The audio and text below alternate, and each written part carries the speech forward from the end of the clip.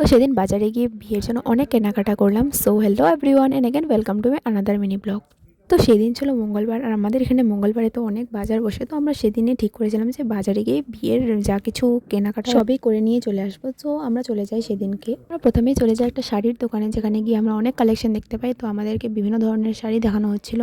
আর তো আমরা প্রথমেই বর আর কনের জন্য যা কিছু নেওয়ার ছিল, তো আমরা সেগুলোই দেখছিলাম। তো ওখান থেকে তারপর অনেক শাড়ি দেখার পর দির জন্য একটা শাড়ি আমাদের লাস্ট পছন্দ হয়, তারপর সেটাই আমরা নিয়ে রেখে দিই। তারপর শাড়ি তো নেওয়া হয়ে গেছে, তারপর তো আরও বিয়ের অনেক কিছু নেওয়া বাকি ছিল, যেমন চুন্নি।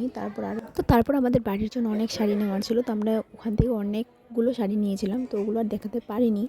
তো কনের সাথে সাথে তো বরেরও জিনিস নেওয়া হয়েছিল, যেটি আমি নিতেই ভুলে গিয়েছি। তো আর কি করা যাবে। তো এদিকে বর আর কনের কেনাকাটা তো একদম কমপ্লিট। তো তারপর চলে আসে আমার পর্ব, যেখানে আমি আমার জন্য শাড়ি দেখতে দেখতে পাগল হয়ে যাওয়ার পর লাস্ট আমি একটা পছন্দ করে নিই শেষমেশ। তো এদিকে দেখো আমাদের শাড়ি কেনাকাটা তো একদম কমপ্লিট। তারপর আমরা বেরিয়ে যাই সেই শাড়ির দোকান থেকে। সেই কাপড়ের দোকান থেকে বেরিয়ে আমরা চলে যাই জুতার দোকানে, যেখানে গিয়ে অনেক জুতা দেখার পর শেষমেশ একটা পছন্দ হয়ে দিয়ে, তো সেখান থেকে ওদের দুজনের জন্য জুতা নিয়ে নেওয়া হয়। তো আমরা জুতা নিয়ে চলে যাই একটা জুয়েলারি শপে, যেখান থেকে দিয়ে ওর জন্য জুয়েলারি দেখছিল। তো জুয়েলারির সাথে সাথে কিছু মেকআপ প্রোডাক্টও কিনে নিয়েছিল, কারণ ওর তো পরে গিয়ে কাজে লাগবে। তো তাই নিয়ে নিল একেবারে। তারপর চলে যায় আরও একটি দোকানে, যেখানে আমাদের কোট পছন্দ হয়েছিল আমার ভাইয়ের জন্য আর দাদা ছেলের জন্য। তারপর আমাদের কেনাকাটা কমপ্লিট হওয়ার পর আমরা চলে আসি বাড়ির দিকে। আর আজকে অনেক কিছু নিতে পারিনি, কারণ টাইম খুব কম ছিল। তো আজকের জন্য টাটা, বাই বাই।